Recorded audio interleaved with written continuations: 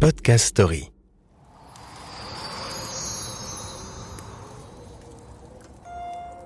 « 1929, Germantown, en Caroline du Nord.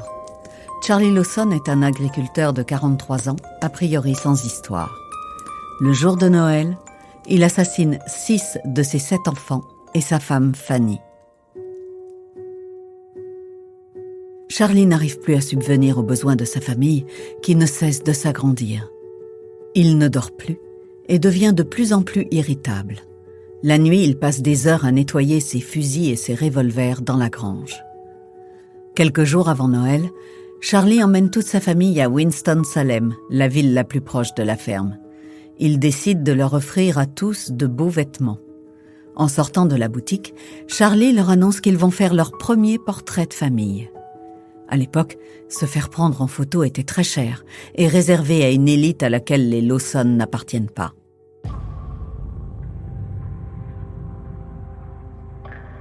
Nous sommes le 25 décembre. Fanny s'affaire en cuisine avec sa fille aînée Mary pour préparer le déjeuner de Noël. Charlie envoie Arthur, son fils aîné, faire quelques courses. Il se rend dans la grange, il vérifie les munitions de son fusil et patiente caché derrière la porte entr'ouverte. 2 de ses filles, Carrie, 12 ans, et Mabel, 7 ans, sortent de la maison. Elles se rendent à pied chez leur oncle pour lui porter des gâteaux. Charlie attend que les 2 fillettes ne soient plus qu'à quelques mètres de la grange et tire à bout portant sur Carrie qui tombe dans la neige. Mabel tente de s'enfuir. Charlie la bat. Ensuite, il fracasse le crâne des enfants à coups de marteau. Puis il les traîne jusque dans la grange. Carrie et Mabel sont étendues sur le dos, les bras croisés sur la poitrine. À ce moment-là, Fanny sort chercher quelques bûches dehors. Charlie lui tire dans la poitrine. Elle s'écroule. Mary, la fille aînée, intriguée par le coup de feu, sort sur le perron. Elle voit son père porter le corps sans vie de sa mère. Elle hurle et court dans la maison. Charlie dépose sa femme dans la grange en prenant soin de croiser ses bras sur sa poitrine avant de poursuivre Mary qui s'est réfugiée sous la table du salon. Il lui tire 2 coups de fusil dans le dos et la frappe violemment au visage. Charlie est dérangé par des pleurs à l'étage. C'est James et la petite Mary Lou. Il les rejoint et leur fracasse la tête contre le sol avant de les allonger eux aussi sur le dos avec les bras croisés. Son fils Raymond subit le même sort dans le salon. Charlie s'arrête quelques instants devant le portrait de famille avant de sortir prendre l'air. Son fils aîné Arthur est toujours vivant. Arthur aurait été le seul capable d'empêcher ce massacre avec sa corpulence. Est-ce la raison pour laquelle il l'a envoyé faire des courses? Charlie marche sous la neige avec son fusil. Il se dirige vers la forêt. Il s'arrête au pied d'un pin, tourne le fusil contre lui et appuie sur la gâchette. C'est fini. Personne ne connaît les raisons qui ont poussé cet homme respectable à décimer les siens. Selon certains amis et proches de Mary, celle-ci leur aurait raconté que son père la violait. Elle serait même tombée enceinte de lui. La peur que l'histoire éclate au grand jour, la honte aussi, aurait poussé ce père de famille à commettre l'irréparable.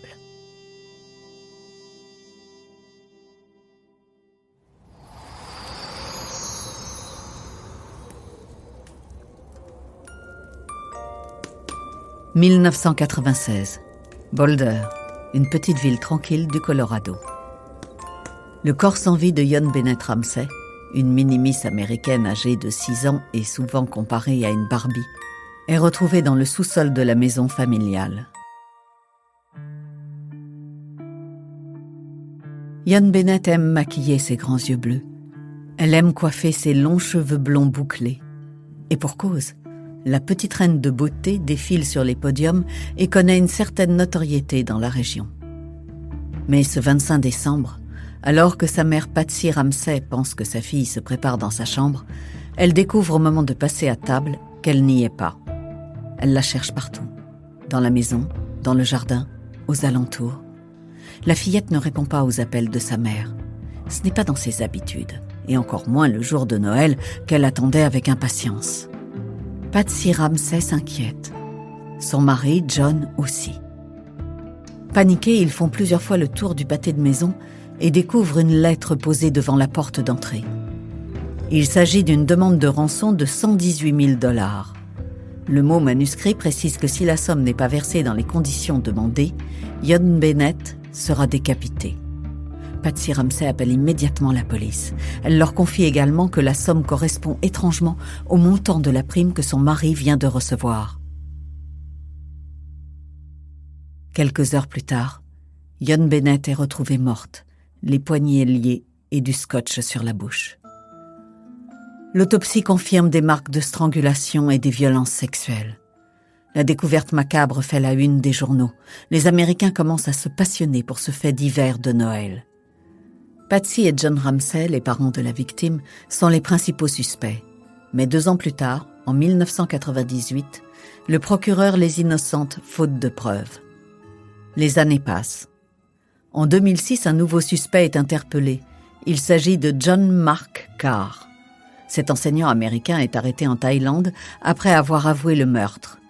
L'homme de 41 ans, instable psychologiquement, condamné déjà pour de la pédopornographie, est le coupable idéal. Il raconte à la police être tombé amoureux de la fillette, l'avoir droguée et tuée de manière accidentelle. Mais tout cela relève de la mythomanie. Selon le témoignage de son ex-femme, au moment des faits, il passait Noël avec elle et leurs enfants en Alabama. Un test ADN confirme ces déclarations. L'homme est relâché. Tout comme Gary Olivia en 2019, emprisonné lui aussi pour pédopornographie. Il raconte l'assassinat dans une lettre écrite à l'un de ses anciens camarades de classe. Lui aussi a été innocenté grâce à son ADN. Depuis ce Noël 1996, les enquêteurs ont suivi de nombreuses pistes dans une vingtaine de pays, en vain. Patsy Ramsey est morte en 2006 sans avoir pu mettre un visage sur celui qui a ôté la vie de sa princesse. John Ramsey, lui, garde espoir et mise sur les avancées de la science. Il réclame depuis 2022 que de nouvelles investigations ADN soient faites.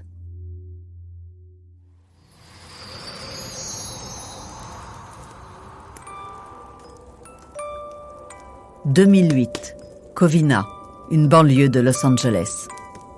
Déguisé en Père Noël, Bruce Jeffrey Pardo, un ingénieur au chômage de 45 ans, tue son ex-belle-famille le soir du réveillon de Noël.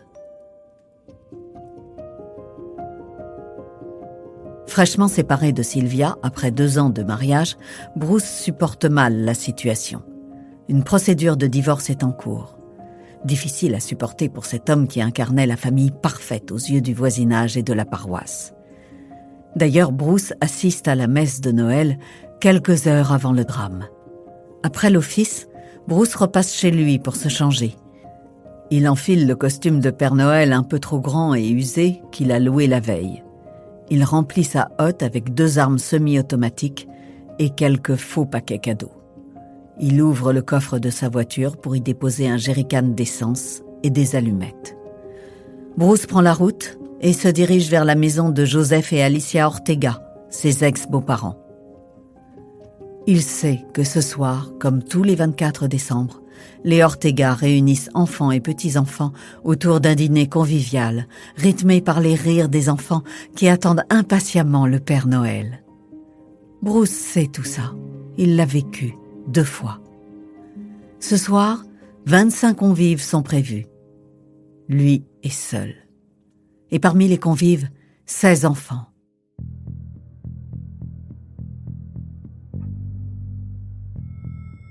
Bruce se gare au bout de l'impasse de Knollcrest Drive, pas loin de ce pavillon à 1 étage qu'il connaît par cœur.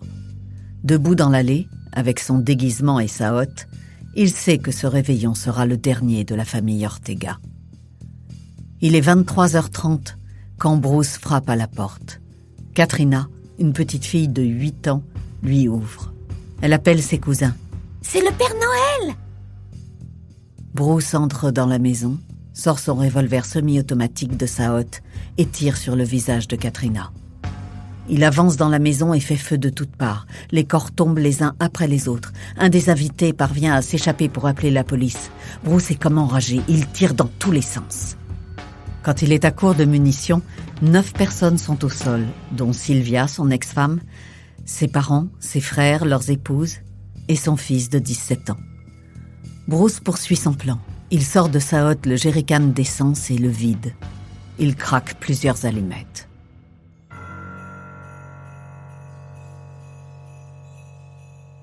Bruce retire son costume de Père Noël et quitte les lieux pour rejoindre sa voiture. Derrière lui, la maison prend feu. Les convives rescapés tentent de sortir. Une femme saute du premier étage. Quand les pompiers arrivent sur place, Bruce est déjà loin.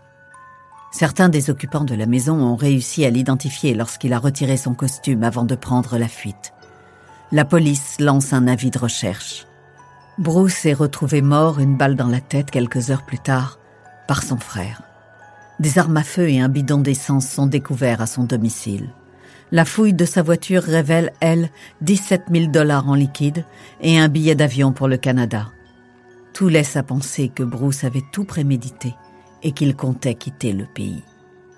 La petite Katrina, qui avait ouvert la porte ce triste 24 décembre 2008, a survécu. Elle est aujourd'hui étudiante et très engagée contre la vente des armes à feu.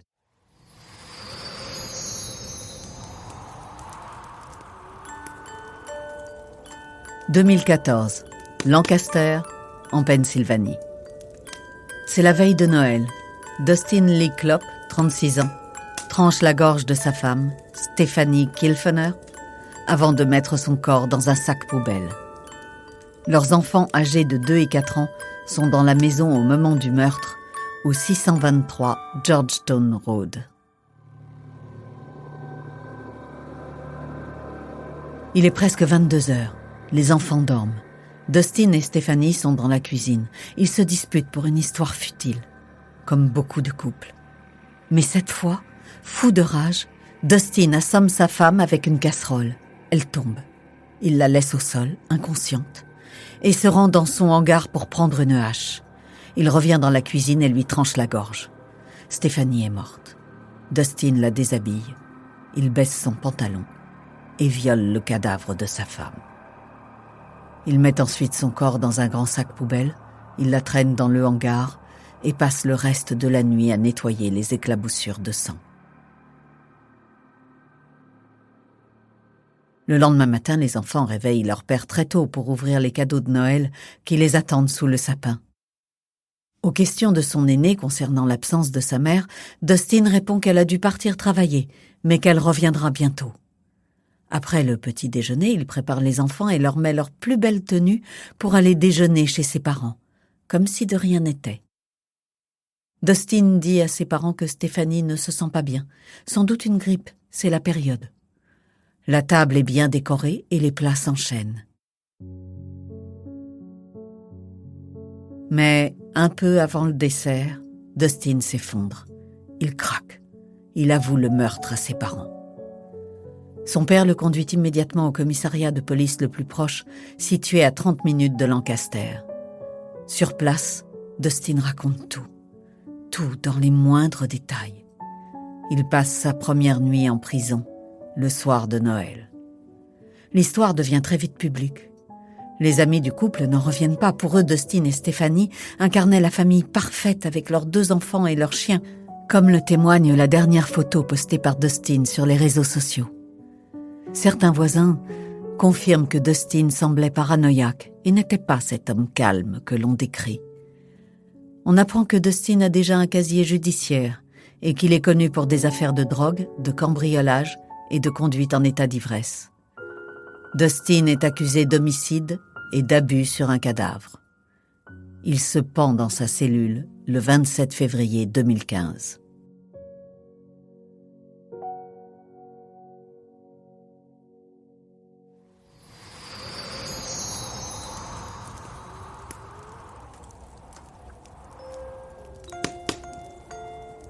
« 2003, Paris.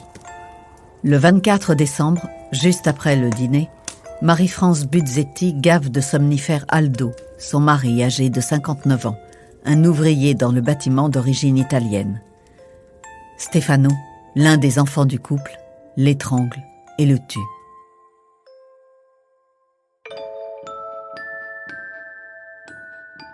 Une énième dispute éclate entre Marie-France et Aldo. Le motif ? Toujours le même depuis des années, l'alcoolisme d'Aldo. Le soir de Noël, il est introuvable. Comme tous les soirs, il doit traîner dehors à picoler avec d'autres soifards.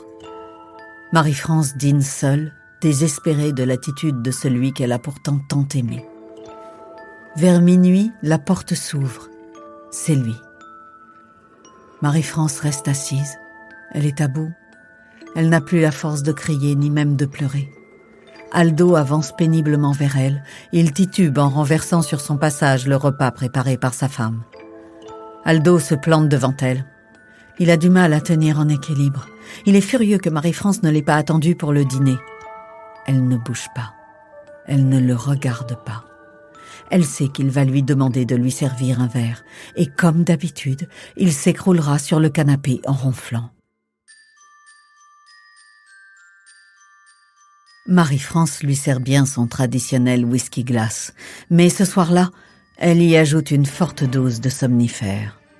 Elle mélange le tout à l'aide d'une cuillère. Aldo n'y voit que du feu. Il avale la boisson cul sec et s'endort presque aussitôt. Marie-France n'arrive pas à fermer l'œil. Elle rumine et se relève plusieurs fois pour vérifier que son mari respire encore. Et si... Elle n'ose pas y penser. Mais au fond... elle y pense. Au petit matin, elle téléphone à son fils Stefano pour lui raconter ce qui s'est passé. Elle a besoin de parler.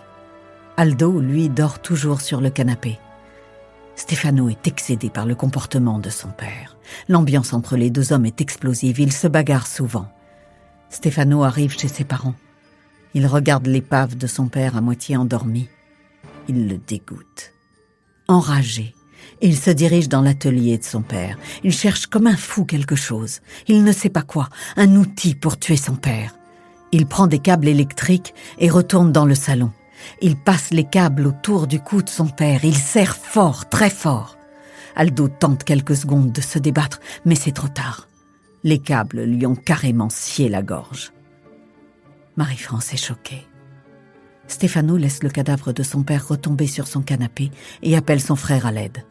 Les deux hommes sont très proches. Le frère de Stefano arrive 10 minutes plus tard. Ils décident d'enterrer le corps de leur père dans la forêt de Guineville-sur-Essonne, à la nuit tombée.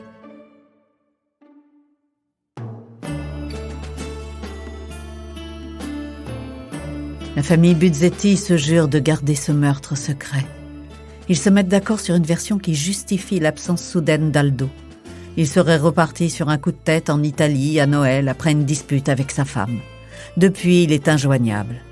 C'est cette version de l'histoire que les Buzzetti racontent à la fille d'Aldo, née d'un précédent mariage.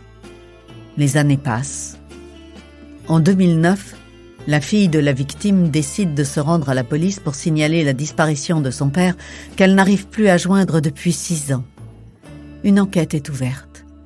Les policiers s'intéressent de près à Stefano qu'ils avaient déjà entendu dans le cadre de violences commises sur une femme rencontrée sur Internet. Lors de son interrogatoire, il maintient sa version de l'histoire, tout comme Marie-France et son autre fils.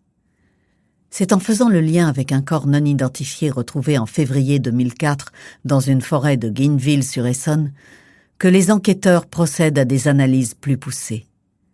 Les empreintes digitales prouvent qu'il s'agit de la dépouille d'Aldo. À ce moment-là, la compagne de l'un des fils de Marie-France se rend à la police. Elle n'en peut plus de garder ce sordide secret et avoue tout. En 2014, Marie-France et Stefano sont jugés aux assises et condamnés à 15 ans de réclusion criminelle. Elle pour complicité et lui pour meurtre et recel de cadavres.